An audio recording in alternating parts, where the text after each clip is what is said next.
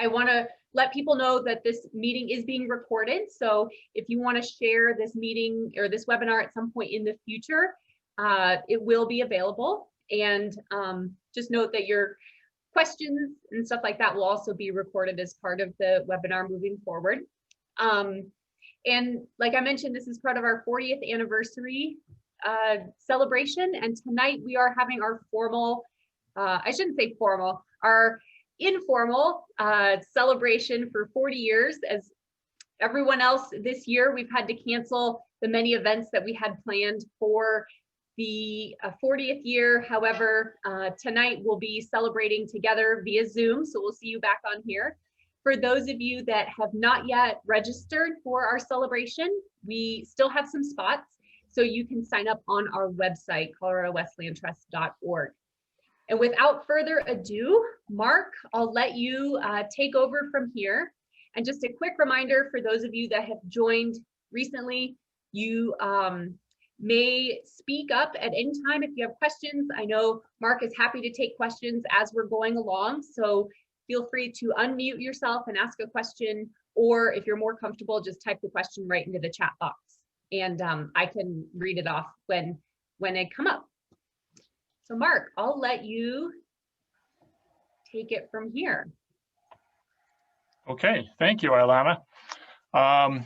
And for those of you who were on the webinar last week, this is going to be kind of a continuation of that, but it's going to be more of a fun historical show as opposed to getting into the weeds on water law. I'm going to have to talk like crazy because I've got 100 slides here, so it's we need to get going. So in the Grand Valley, we're fortunate to have 6 major irrigation entities that provide water here in the Grand Valley. 5 of these entities divert their water out of the Colorado River. 1, the Redlands Water and Power Company, diverts water out of the Gunnison River.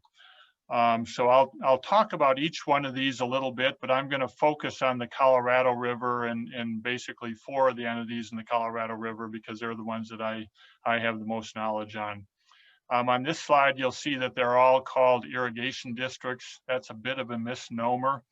Actually, we have several different types of irrigation entities that operate these systems. We have 2 private mutual ditch companies. We have 3 irrigation districts, and then finally we have 1 water users association. Each of these have different structures and different ways of operating. The 2 private mutual ditch companies issue shares, and those shares basically represent interests in the water rights that are owned by those mutual ditch companies. For the irrigation districts and the Water Users Association, their water rights are divided amongst their users based upon the irrigable acreage that each of their owners or their users has.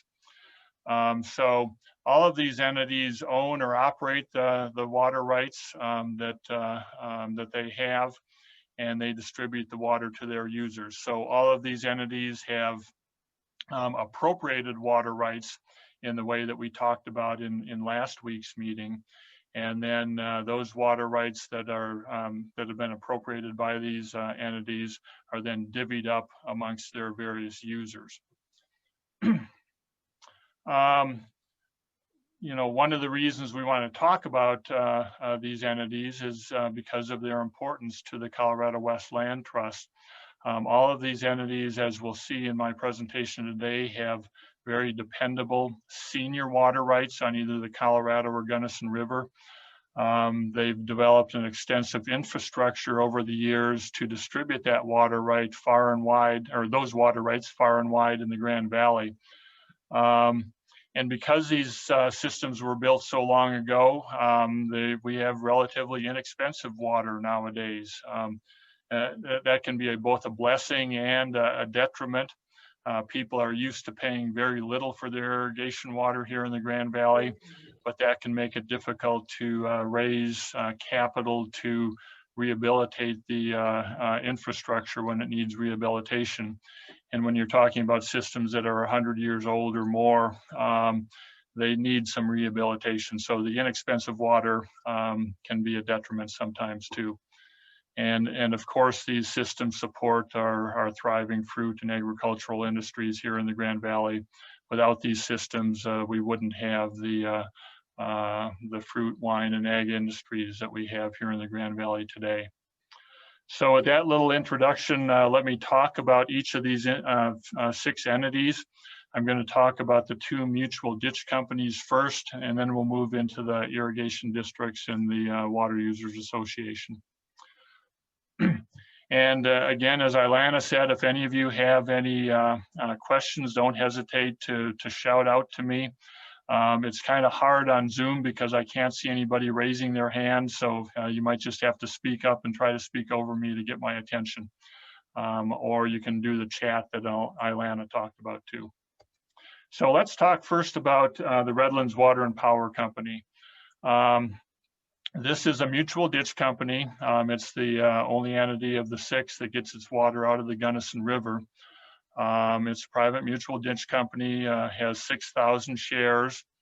Those shares are generally transferable from one land to another, but there are restrictions in the company's bylaws that you have to follow if you're going to be transferring shares, and there may not be a total ability to transfer to all parts of the system, but in theory, the water rights are separable from the land and transferable to other lands.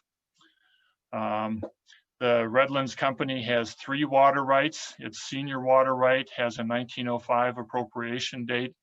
It's a very old water right on the Gunnison River and is basically a controlling right on the Gunnison River. So if the Redlands Company needs water to satisfy that 670 CFS, as we talked about last week, it can place a call on the Gunnison River and basically shut down everything above it to get the water that it needs.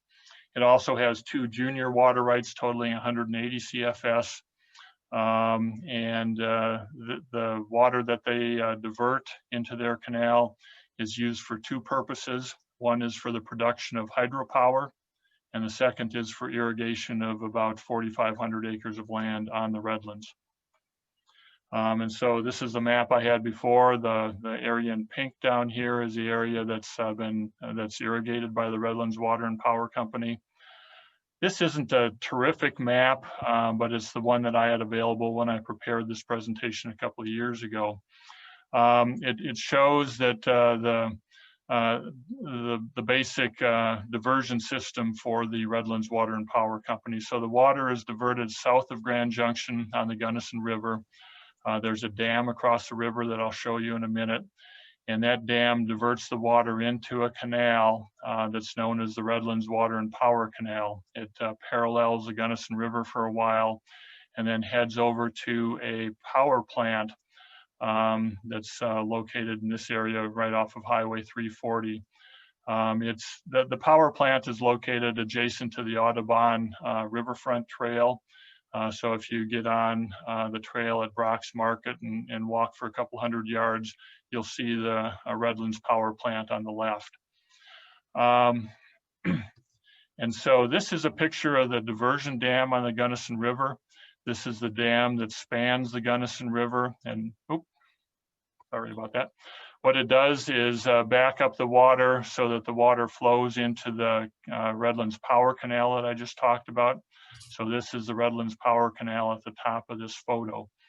This structure here that goes around the dam is a fish ladder to allow endangered fish to go from below the dam to above the dam. I don't really have time to talk about that, but that's just an interesting structure that you see here at their dam. This is a picture of the power plant itself. So water comes through the power canal to the power plant. A good portion of the water is used to operate turbines in the power plant that produces electricity. And then that electricity is used to operate pumps to pump the irrigation water up onto the Redlands. And then the water that's used to produce the power is discharged into this tail race.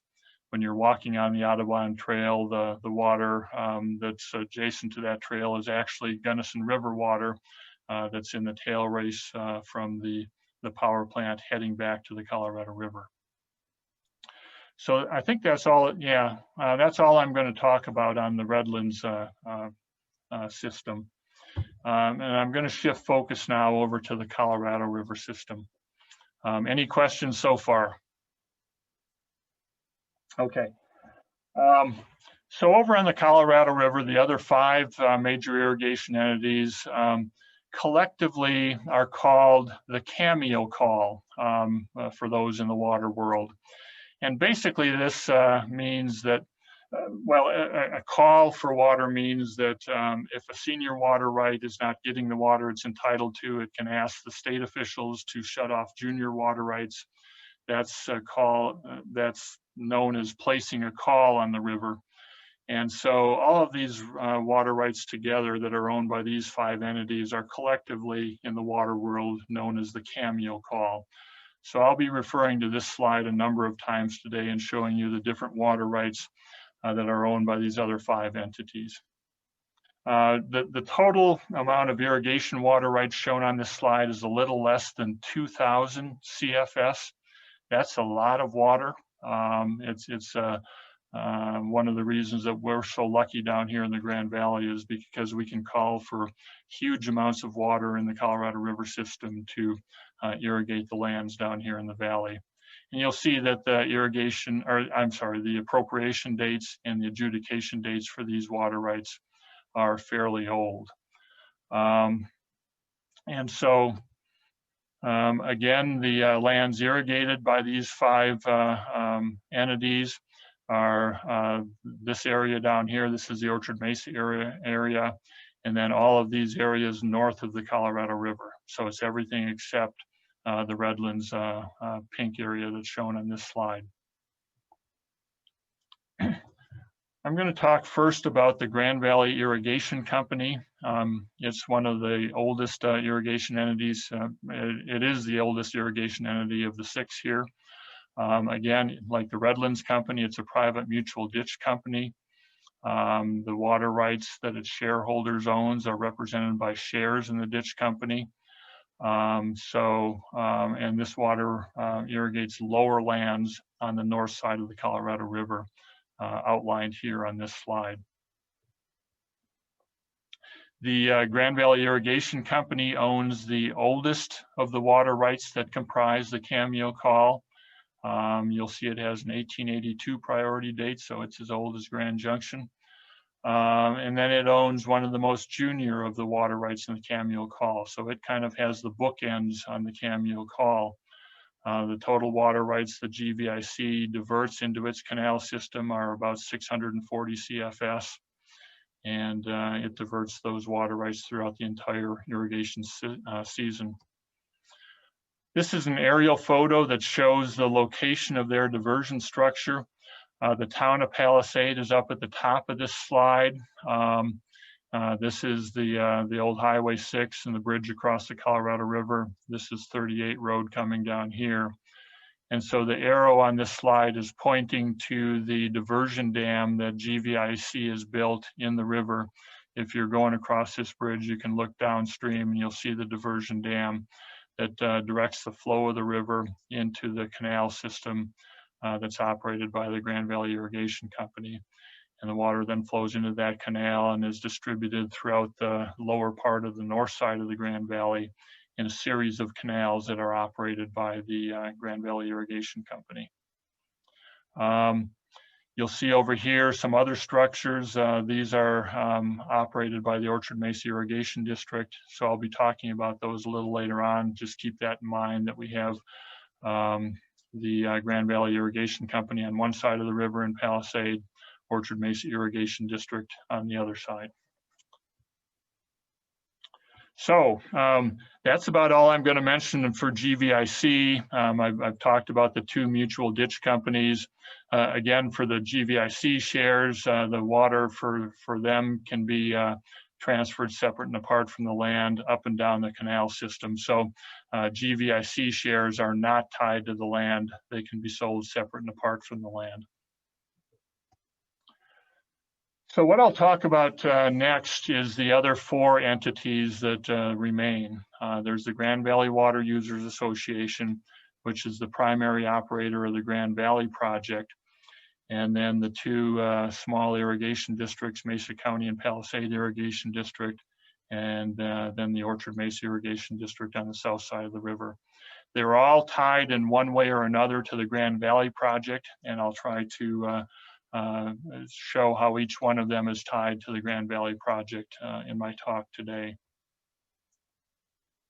So prior to the Grand Valley project coming into being, the lands in the Grand Valley had fairly limited irrigation. I'm going to be showing you some slides here that are photos from the Grand Valley Water Users Association. I represented the Water Users Association for most of my career, and they were kind enough to allow me to use a number of their photos in my presentation. So this is a photo showing some farms and orchards near Palisade in July 1908. This is before the Grand Valley project came into being. Some more farms and orchards in the Palisade area. The Fruit Growers Association building in Palisade, an apple orchard in the Grand Junction area, all from the late 1900s, before the Grand Valley project came into being. And so these slides that I just showed you, the irrigation water was all provided by either the Grand Valley Irrigation Company or by the Palisade Irrigation District and the Mesa County Irrigation District. But that left out a lot of lands that didn't have irrigation water. The lands that are shown and outlining here are higher lands in the Grand Valley that weren't irrigated by GVIC. They were above the GVIC canal. The Palisade and Mesa County Irrigation District systems didn't extend over into this area.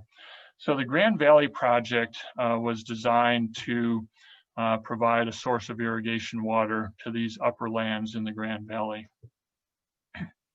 So this is what some of those lands look like before that irrigation water came into being.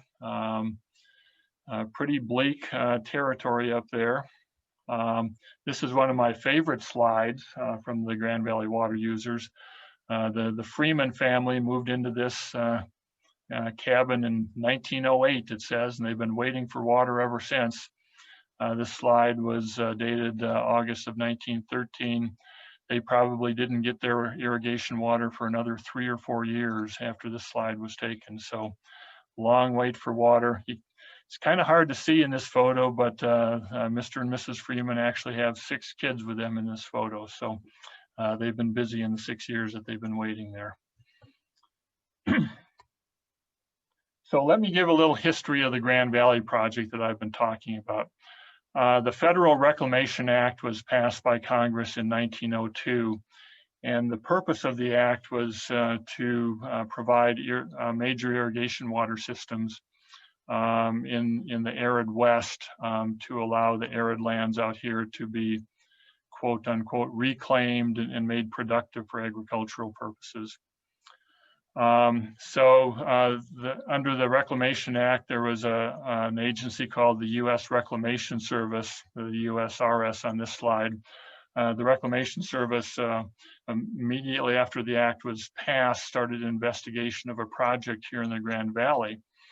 That work was discontinued in 1903 because there was not much interest here in the Grand Valley. Folks here didn't really want the feds coming in and doing anything. They thought a private project could provide the water just as well as a federal project. So the work was discontinued for several years. However, the private project fell through and work started again on investigating a federal project after a visit by the Secretary of Interior. And then the Chamber of Commerce held a number of meetings to try to spur interest in a federal project. And the Chamber of Commerce voted, as I recall, unanimously to ask the feds to come in and do a reclamation project. And so work was started in earnest, and there was a contract that was even entered into to start work on the project, but the U.S. Attorney General declared that contract to be illegal in 1909, And so the work stopped again. And then in 1910, Congress passed a bill that authorized $30 million for reclamation projects in the West. The Grand Valley project was one of those projects that the 30 million was aimed at. And so things finally got going for real in about 1912 when construction started on the Grand Valley project. The irrigation or the diversion dam across the river, which I'll show you in a little bit here, was completed in 1915. The first official delivery of water in the Grand Valley project was 1916, and the entire system was completed in 1917. So the initial structures that were completed as part of the Grand Valley project included a diversion dam on the Colorado River in DeBeck Canyon. There was a canal known as the Government Highline Canal, and then 3 tunnels in DeBeck Canyon. And so I'll talk about each one of these in turn here. So this is a map that you'll be seeing on several slides. It shows a portion of the Grand Valley project facilities. And I've circled up in the upper right where the Grand Valley Diversion Dam is located. It's near the Highway 65 exit off of I-70. So you've all seen the Grand Valley Project Diversion Dam. If you've traveled on I-70 going east from Grand Junction, in this slide, I-70 is over here where this camper trailer is. And this dam here is known formally as the Grand Valley Project Diversion Dam. Informally, it's called the Roller Dam. So that's what I'll be calling it most of my talk today. So this is an old photo standing at the roller dam looking downstream before the roller dam was built. This is the workers' camp for the workers working on the roller dam.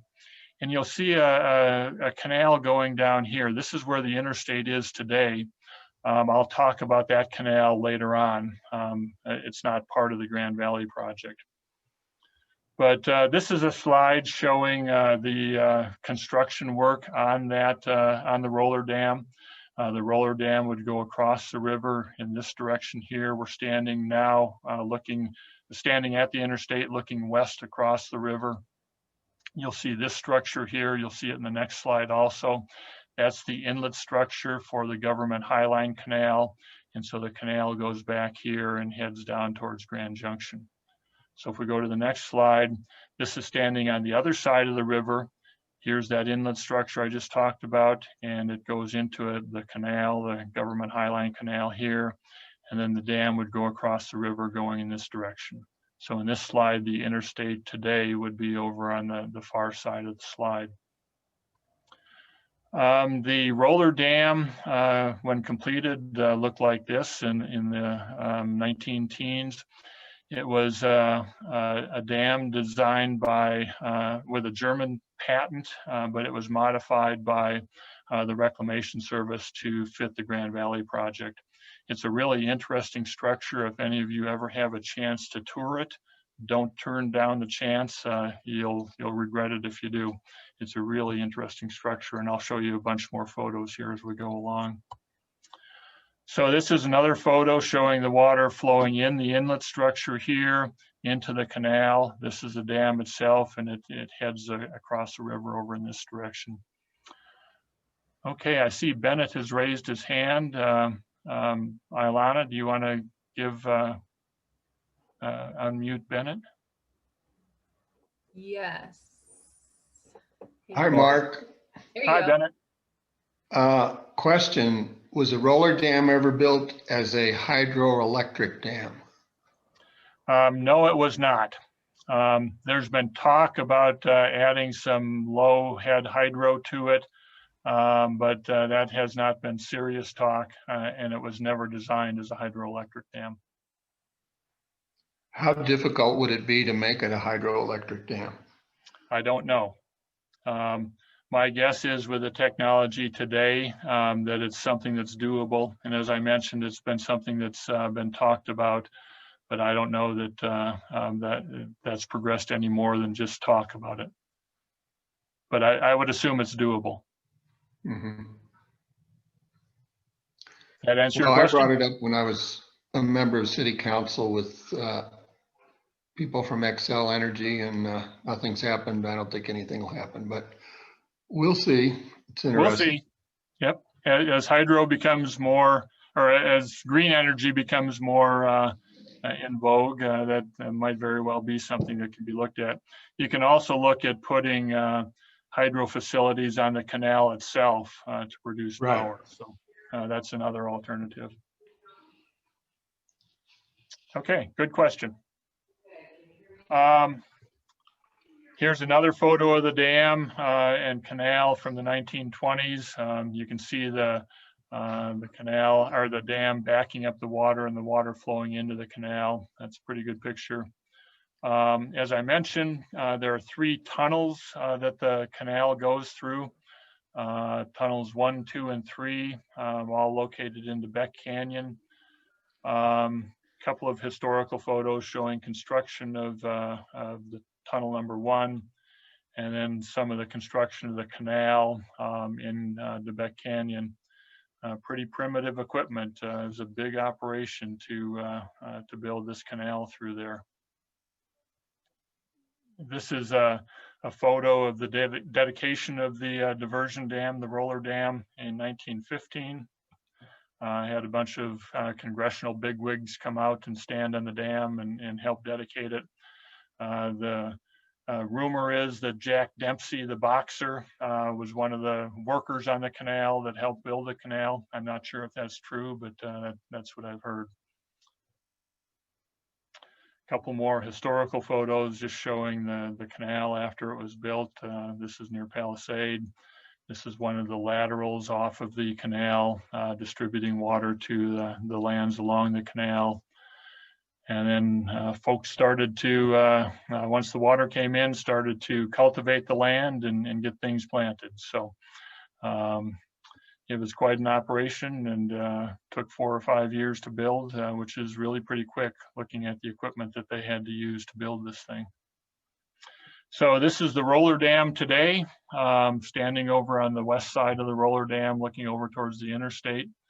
And let me show you a couple of pictures about how this roller dam works and why they call it a roller dam.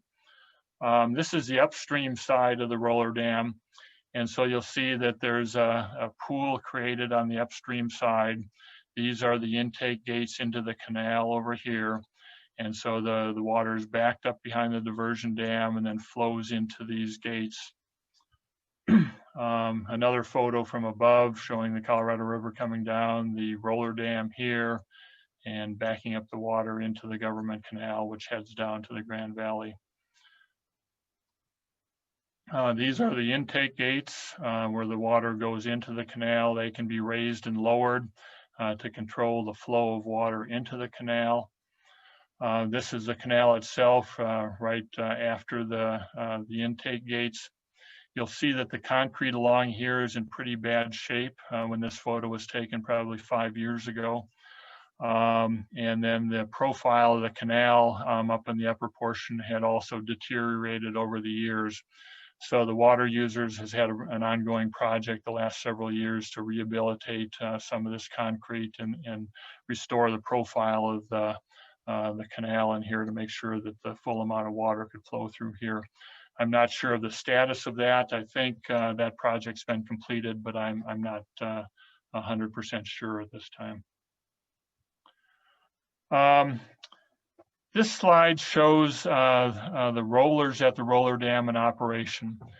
And the reason it's called a roller dam is because in each of these bays that we see along here, there's a roller that can move up and down. And when the when the roller is raised out of the water flows underneath it.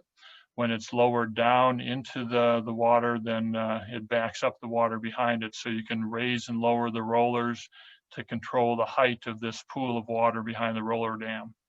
So this shows one of the rollers up and the other 3 rollers here in the down position. Another photo of the rollers in operation. So here's one of the rollers in the down position. You'll see a chain assembly here that is attached to a pulley up here that can be used to raise and lower this roller as needed. So each of these towers here has the structures needed to raise and lower the rollers.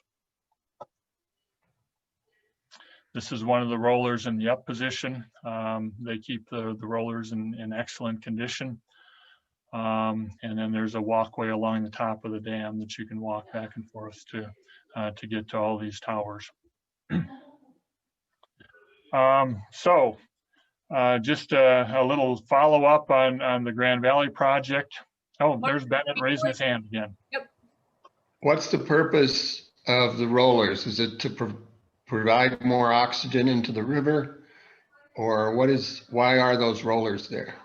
The purpose of the rollers is to back up the water behind the dam itself. So you can raise or lower the rollers to control the level of the water behind the dam. Thank you. Yep. So the Grand Valley project is actually owned by the United States of America. It was built under the Reclamation Act, and reclamation projects are owned by the United States. The main canal, as I've talked about, is the Government Highline Canal. It's 55 miles long, approximately. This portion of the Grand Valley project is operated by the Grand Valley Water Users Association, pursuant to a number of contracts it has with the United States of America. The Water Users is a private company organized as a Water Users Association in 1905. Water Users Associations are specialized organizations that were created under state law to contract with the federal government to operate reclamation projects like this. So that's why Grand Valley Water Users is a Water Users Association. It's a specialized type of private company that contracts with the U.S. The water is distributed to landowners under the Grand Valley Water Users Association system, and the water is tied to the land. It can't be sold separate and apart from the land. So if you sell the land, the water automatically goes with it under the Highline Canal system. So I think that's, and these are the two water rights that are owned or that are operated by the Grand Valley Water Users Association. They're owned by the U.S., but they're operated by the water users. The 730 CFS right is the irrigation right, and then there's also a hydropower right for 400 CFS in the summertime, 800 CFS in the wintertime. And I'll talk about that a little bit at the end of my presentation today. Okay. So let's switch gears to the Palisade and Mesa County irrigation districts. I mentioned these districts earlier today. They're some of the older districts here in the Grand Valley. Their territory is shown here. They basically are between the, sounds like somebody's microphone is on. Could you mute your microphone? Thank you. So these two small irrigation districts are located in the Palisade area. They extend from Palisade over into the Clifton area. They were started back in the 1890s as mutual ditch companies, the Highland and Mount Lincoln companies. And they constructed two ditches. One was the Price ditch, the other was a stub ditch. Both ditches required that water be pumped out of the Colorado River up into the ditches for distribution to the areas under these two ditches. In the early 1900s, both of these companies were basically converted into irrigation districts. The Palisade Irrigation District was formed in 1904. The Mesa County Irrigation District was formed in 1906. Irrigation districts under Colorado law are quasi-public corporations. They're created under a special state law for irrigation districts. And because the pumping systems that these two ditch companies owned were so expensive to operate and maintain, the irrigation district form of being an entity was more favorable for obtaining financing. Bonds could be floated and paid for by the landowners under the system. And so that was one of their primary reasons from converting to from private companies to these quasi-public irrigation districts. And today, the Palisade Irrigation District operates the Price Ditch. The Mesa County Irrigation District operates the Stub Ditch. And you'll see in some of these slides that stub is spelled in a couple of different ways. Sometimes it's spelled with one B, sometimes with two Bs. It just depends on who's doing the spelling. I think the correct spelling is with one B, but I'm not entirely certain of that. So you'll see it spelled two different ways in my slides today. These two entities own fairly senior water rights. Palisade has an 80 CFS water right. Mesa County has a 40 CFS water right. They're among the oldest water rights here in the Cameo call suite of water rights. And Palisade also has a really junior water right for 23.5 CFS. That water right is not diverted a lot because of capacity limitations in their canal systems, but it is diverted every once in a while. But the major water rights are this 120 CFS, the two senior water rights here. Now, as I said, their water rights had to be pumped. They both had problems getting a steady supply of water to their pumping plants. So in 1909, they decided to build a joint diversion dam on the Colorado River. That dam was built in 1910 and was used to divert water from the Colorado River to their two separate pumping plants for these two districts. So if you've driven on I-70 going into the Beck Canyon, you've all seen this diversion dam. It's that low structure across the river, right as you're heading into the Beck Canyon after you've gone by Palisade. This is another view of it. The interstate in this photo is on the far side along here. So if you're traveling on the interstate going east and look to your left, you'll see their diversion dam that's built across the river. What that did was, like the roller dam, it diverted water into a canal that then took the water over to the pumping plants that were operated by these two entities. I've had a hard time finding good photos of their pumping plants. This is a photo of one of the pumping plants. I'm not sure if it's Palisades or Mesa Counties, but you'll see it's a pretty rickety looking structure. This is another photo that's hard to discern, but it looks like there's a pumping plant here and another pumping plant there. Even after they built their joint diversion dam, they had a lot of trouble maintaining these two pumping structures. In addition, they were very inefficient and wasteful. It took 1,200 CFS of water to pump the 120 CFS up onto the lands irrigated by these two irrigation districts. And so the two irrigation districts in the mid-19-teens, early 19-teens, actually started discussing with the United States whether they could divert their water rights at the roller dam. It took a long time to reach agreement. There was a lot of acrimony, but they finally reached an agreement to divert their water rights at the roller dam in 1918. And since that time, the water has been diverted at the roller dam for these two irrigation districts, so they don't have to pump it anymore. It's a gravity flow for them.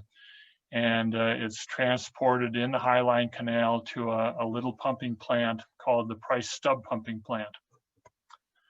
And on our map that we've been looking at, the PRICE-STUB pumping plant is circled down here. It's near the town of Palisade. And let me show you a couple photos of this. So the water, I'm going to go back one. The water comes down through tunnel number 3 and daylights here near the PRICE-STUB pumping plant. This is a photo showing the end of tunnel number 3. So the end of tunnel number 3 is right down here in the photo. Today, the interstate runs right along here at the bottom of the photo. And so you'll see this little structure here. This is the Highline Canal that's going along this way. This structure backs up water into this structure, which then takes the Palisade Irrigation District and Mesa County Irrigation District water down to a little pumping plant that's located right here. So let me show you current photos of this. So this is the Tunnel 3 exit. Water's coming out of Tunnel 3. The interstate is right at the top of this photo, above this concrete wall. And so right down here is the water coming out of Tunnel 3. This is that structure that I showed you a couple slides ago. This structure right here is that structure there. Water's being backed up into a pipeline that then goes down to this little pumping plant right here. So the water is coming into this pumping plant underground. It operates a hydroelectric, or a hydro pump, I should say, called the STUB pump. What that STUB pump does is pumps the 40 CFS, or most of the 40 CFS that's owned by the Mesa County Irrigation District, up to lands that are located above the government Highline Canal.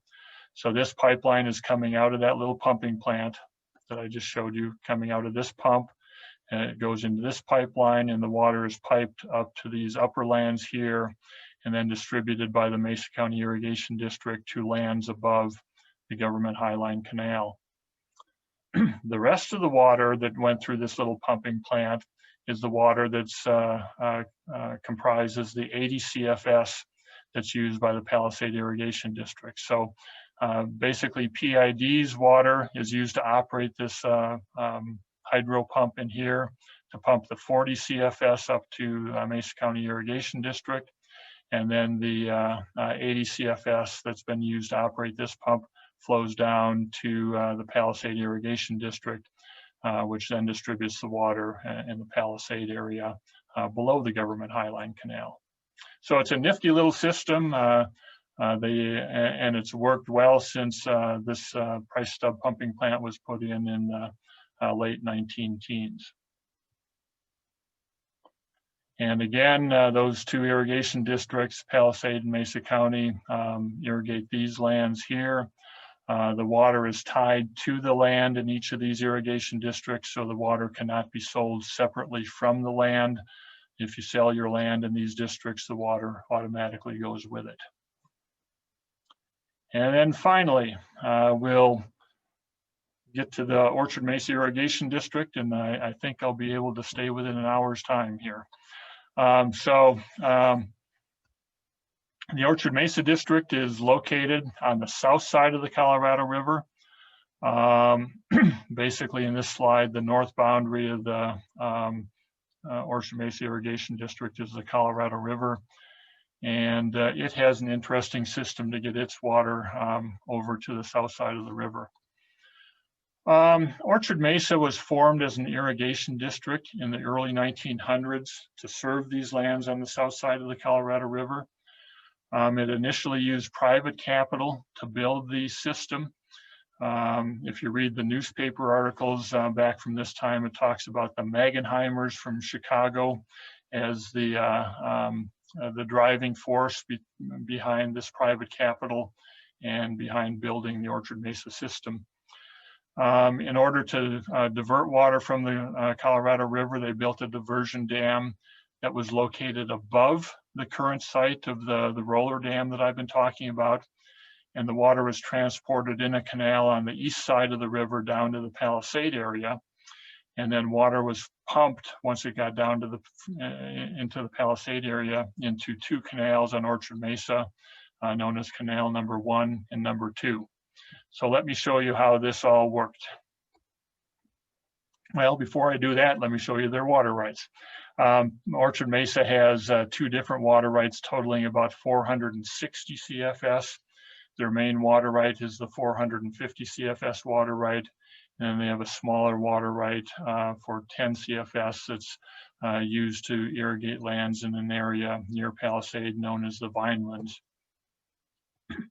So this is the original Orchard Mesa diversion dam, located several hundred yards upstream of the roller dam that's part of the Grand Valley project.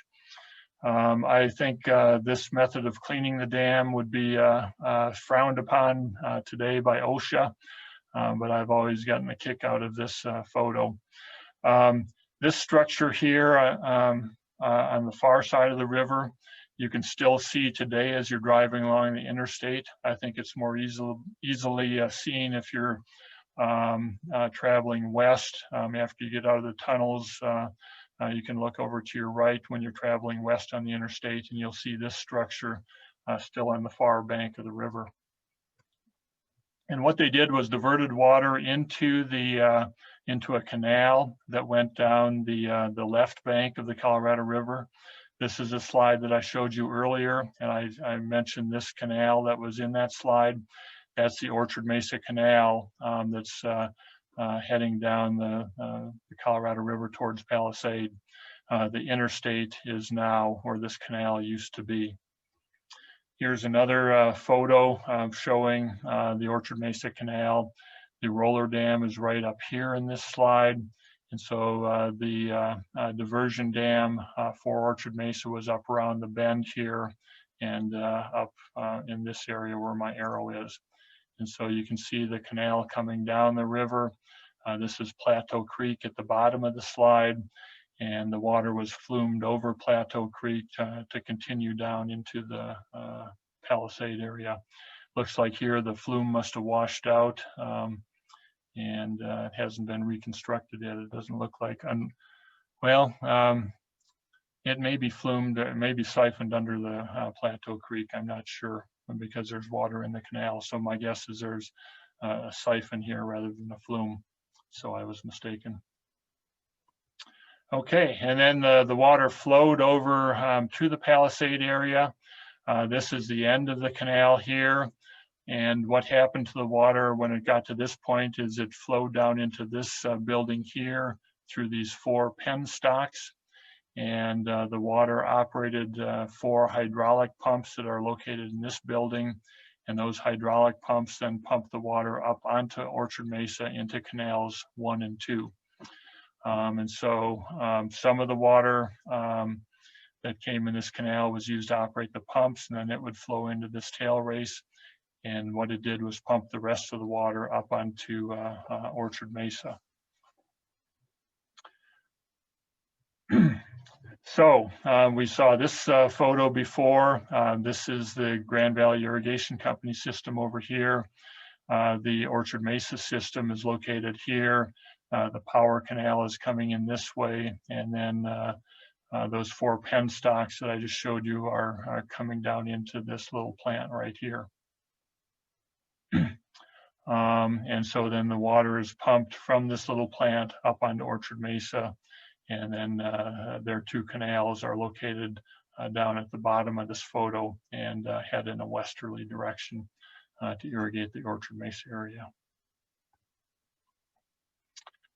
So once the Orchard Mesa system was up and running, they continued to have problems with maintaining that canal system. And so the Orchard Mesa Irrigation District started discussing with the United States whether the US could rehabilitate the system and divert the water at the roller dam rather than at the separate diversion dam that Orchard Mesa had. They reached an agreement with the United States in the early 1920s. The US kicked in $1 million to rehabilitate Orchard Mesa system. The rehab was completed in the late 1920s. And as part of that whole agreement, the Orchard Mesa system became a division of the Grand Valley project. So we have the gravity division that's operated by the Grand Valley water users on the north side of the river. And we now have the Orchard Mesa division that's operated by the Orchard Mesa Irrigation District on the south side of the Colorado River. And the way this water gets from the Government Highline Canal over to the south side of the river is through a siphon that's across the Colorado River. And let me show that to you. The Orchard Mesa siphon is located at the head of tunnel number 3. So on this map, you see tunnel 3, the head of it there, and then there's a siphon going across the Colorado River. This is a photo showing the siphon being constructed. And so in this photo, the roller dam would be a couple of miles upstream to the right on this photo. And then the Highline Canal would be coming down here, and Tunnel 3 is shown right here. And then the siphon is being constructed here. It's actually going under the Colorado River and coming up on the other side. And so this is current day. We have the flow from the roller dam coming down here, going into Tunnel 3. This little area right here is the head of Tunnel 3. This is Orchard Mesa District's water going over towards the siphon. Here's the water flowing into the siphon. And this is the head of the siphon itself. So you can see the interstate over on this side of the river. As you're traveling down the interstate, as you go into DeBeck Canyon, you can look across the river and you'll see this head of the siphon. And basically the siphon goes under the Colorado River, comes up the far side, and tops out in this structure over here. This concrete structure going along the interstate is Orchard Mesa's canal, known as the Power Canal.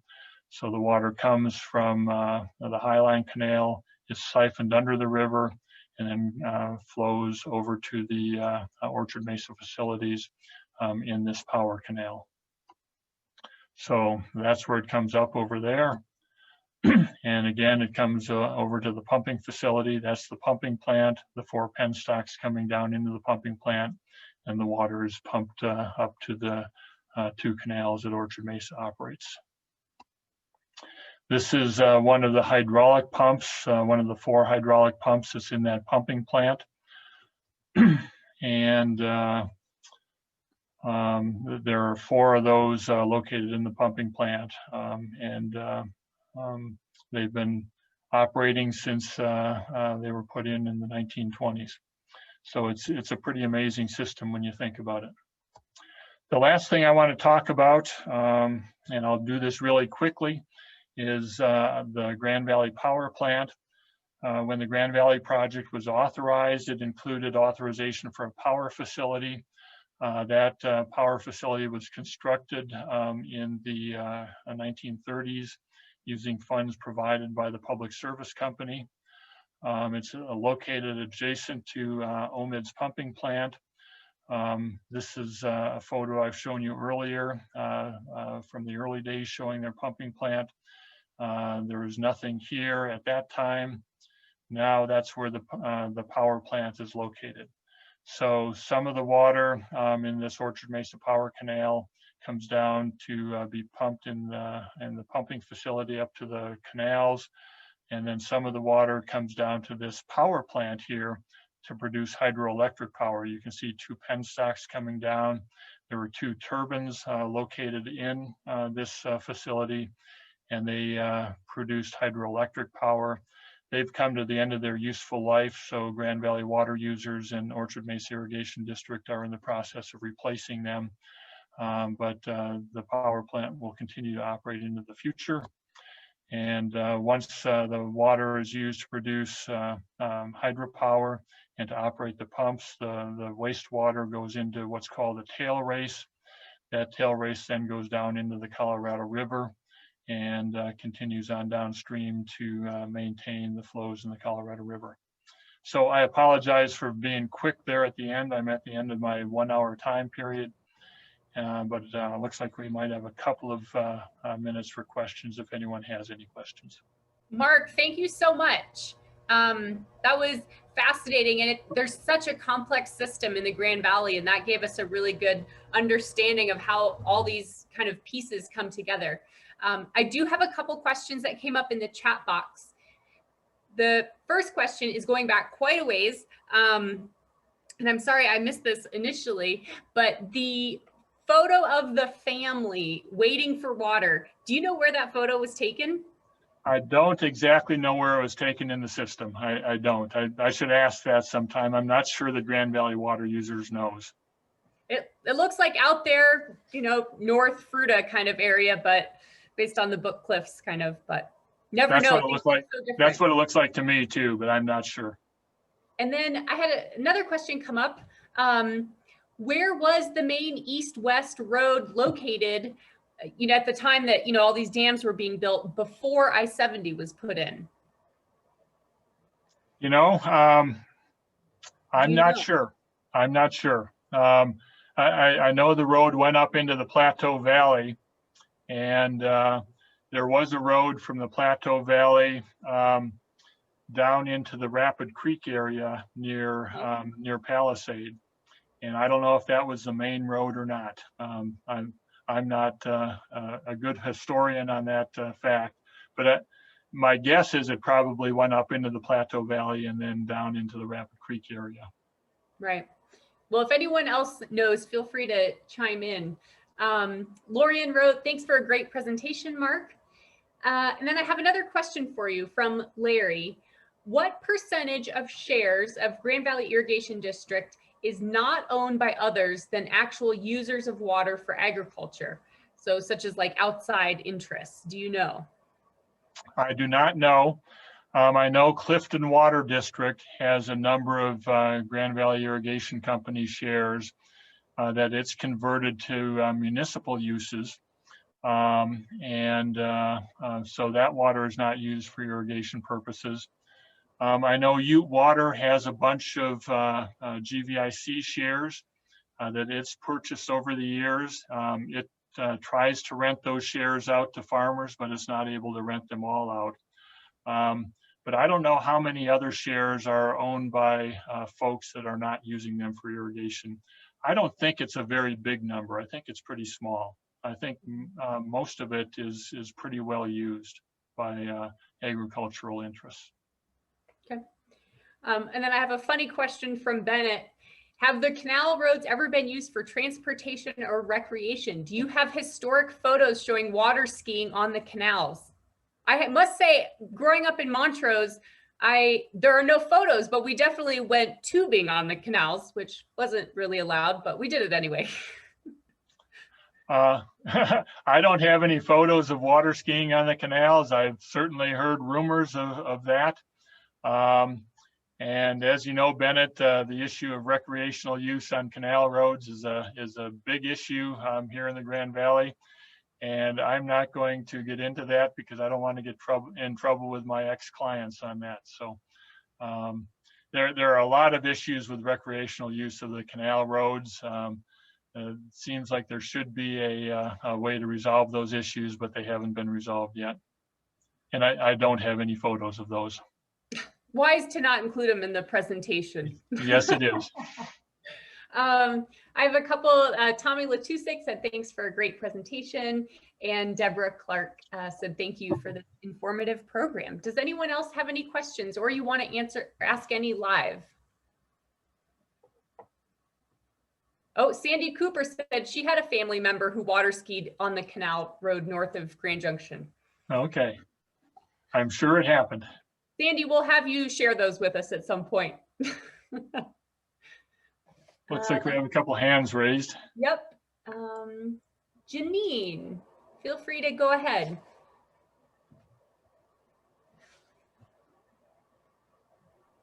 I just wanted to say, Mark, that was so informative. For all the time that I've lived here, coming from a place that didn't have to worry about irrigation because it rained all the time, Midwest, I learned more in the last hour than I have in the last 40 some years in the MESA, in the Grand Valley. So thank you so much. Well, you're very, very welcome. It's a very interesting history. It's hard to pack it into an hour's worth of time. So I'm sorry I had to talk so fast, but it was perfect. Thanks. Okay, good. And then Bennett, did you still have a question?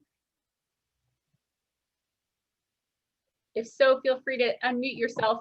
In the meantime, I do have another question from Lorian, and she asked, any thoughts on the drainage ditch development? Why the deep channels?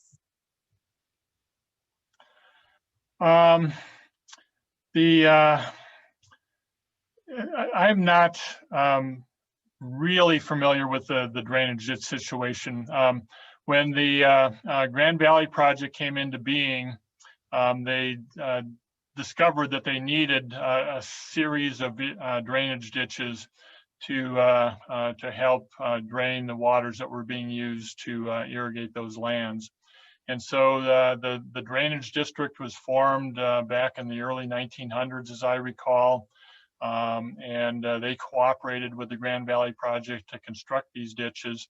I assume they needed to be as deep as they are to adequately drain the lands that needed to be drained. But that's about the extent of my knowledge of the drainage ditches. Thank you. I wish I knew more. Any other questions? Larry Tice said, agree, excellent information. Julie shared wonderful information. I enjoyed the presentation. Thank you. Well, it sounds like people are kind of winding down with the questions. Don't be shy to type one in. Oh, we have a message from Rob. Said, it's wonderful to recognize how the land trust conservation agreements help ensure that these immense investments over time are protected. And a lot of our conservation agreements that we hold in the Grand Valley, all the conservation agreements that we do tie the water to the property. So in some cases, the water's already tied to the property, and our conservation agreements are another layer of ensuring that water stays with the property for agricultural productivity over the long term. We do have some agreements that also entertain the idea of using water for in-stream flow and other habitat kind of requirements that may come up. And I think, you know, Rob's point speaks to the idea of making sure that these huge investments of, you know, time and labor and financial investments stay useful to the Grand Valley over the long term. And easements are one way to help ensure that. Well, thank you, Mark. Thank you all for participating. Like I said, if anyone else has a question, feel free to pop in, but it's 1:06, so we'll let you go off to your next round of Zoom meetings for the day. And hopefully we'll see a lot of you this evening at our 40th anniversary celebration and toast. We should have some nice pictures, some interesting facts about land trust properties and conservation easements. And if you have not yet registered, we do have some spots left, and you can register on our website, coloradowestlandtrust.org. So thank you. And Bennett added that Rocky Mountain PBS did a video called On Water Valley the Salinity Control, about the Salinity Control Project several years ago, which was a very interesting thing. And they made the case for canal roads being open to the public through that. And the Salinity Control Project is probably an interesting mention. It's probably we could have a whole hour-long seminar just on that and kind of what's driving that that project, and you know, some of the interesting implications that are coming out from that as well. So we don't have that lined up, but maybe we'll add that to the list in the future. All right. Well, thank you, Mark. I really appreciate you not only serving on our board, but agreeing to spend some extra time with us over the past couple of weeks. And I think we all have learned a lot through your presentations. So thank you for your time and offering your knowledge with all of us. You're very welcome. I'm happy to do it. And really appreciated all the old historic photos of the Grand Valley as well. They're kind of fun. Yeah. Well, thank you guys, and hopefully we'll see some of you tonight.